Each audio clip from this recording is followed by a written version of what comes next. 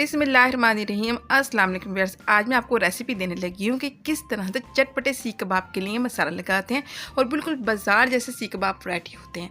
इसके लिए मैंने 1 kg गोश्त लिया है और उसको पानी से अच्छी तरीके से वॉश कर लिया है। बीफ का गोश्त है, ये पहले ही वॉश करना है, बाद में वॉश नहीं करना, ताकि पानी जो है वो खुश्क हो जाए। स्टेने में रख लिया था, पानी निचड़ चुका है। 10 अदद हरी मिर्ची मैंने इसमें शामिल करके इसका कीमा बना लिया है। मिंचिंग मशीन में मैंने कीमा बनाया है, इसलिए मैंने 2 दफ़ा निकाला है। अगर आप चॉपर में कीमा बनाए तो आपने 3 दफ़ा निकालना है, और अगर बाज़ार से कीमा लेके आते हैं तो तब भी आपने चॉपर में इसको 1 दफ़ा ज़रूर चॉप करना है। 1 टेबल स्पून धनिया पाउडर इसमें शामिल करना है। बहुत मज़ेदार रेसिपी रेडी होने वाली है। ये शुरू से लेकर आखिर तक ज़रूर देखिएगा ताकि कोई भी चीज़ आपसे मिस ना हो और बहुत ही ज़बरदस्त से कबाब रेडी हो। अब इसमें शामिल करने लगी हूँ मैं कचरी पाउडर, 1/2 टेबल स्पून कचरी पाउडर, ताकि ये टेंडर बने, नरम बने। तो हमने इसको जोड़े भी रखना है, तो इसमें शामिल करने लगी 1/4 टेबल स्पून सुहागा और 1/2 टेबल स्पून इसमें शामिल करूँगी मीठा सोडा। दोनों चीज़ें शामिल करने से कबाब जो होते हैं जुड़े रहते हैं।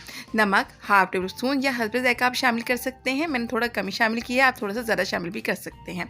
काली मिर्च का पाउडर 1/2 टेबल स्पून शामिल करने लगी हूँ मैं। इससे जायका बहुत ही मज़ेदार आता है कबाबों के अंदर। अब इसमें हम शामिल करेंगे लहसुन अदरक का पेस्ट, 2 टेबल स्पून लहसुन अदरक का पेस्ट हमने इसके अंदर शामिल करना है।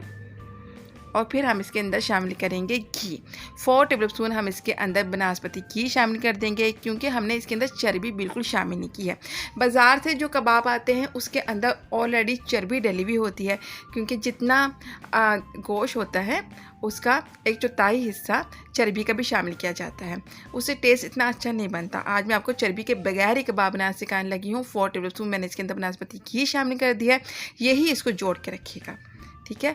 अब इसमें शामिल करना है आपने 1 अदद प्याज। 1 किलो के लिए 1 अदद बड़ी प्याज मैंने चॉप करी है, यही काफ़ी है। इसके अंदर 1 अदद बड़ी प्याज चॉप करके इसके अंदर शामिल कर दें।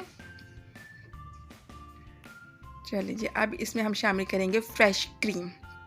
100 ml फ्रेश क्रीम मैंने इसमें शामिल कर दिया है। आपने इसको बहुत अच्छा सा मिक्स करना है। जितना आप अच्छा मिक्स करेंगे कबाबों को, उतने ही आपके कबाब जो है जुड़े रहेंगे और अच्छे रेडी होंगे। 10 से 15 मिनट तक इसको आप मिक्स करें। यकजान हो गए हैं ये। इसमें मैंने शामिल कर दिया 1 टेबल स्पून धनिया और ज़ीरा।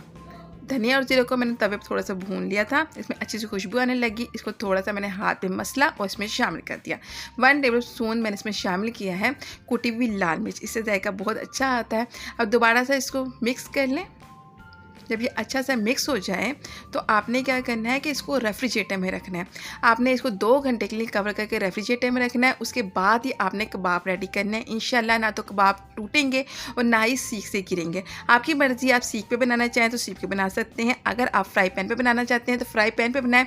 इसकी रेसिपी जो है आपको डिस्क्रिप्शन में मिल जाएगी बनाने की, और आई बटन में भी मिल जाएगी। मैंने दोनों तरह के कबाब बना के दिखाए हैं अपने चैनल पर। सीख पे भी लगा के दिखाए हुए हैं और फ्राई पैन पर भी बना के दिखाए हुए हैं, और इस रेसिपी को ज़रूर ट्राई कीजिएगा। बहुत ही अच्छे इंशाल्लाह कबाब रेडी होने वाले हैं। मिलते हैं एक और नई रेसिपी के साथ।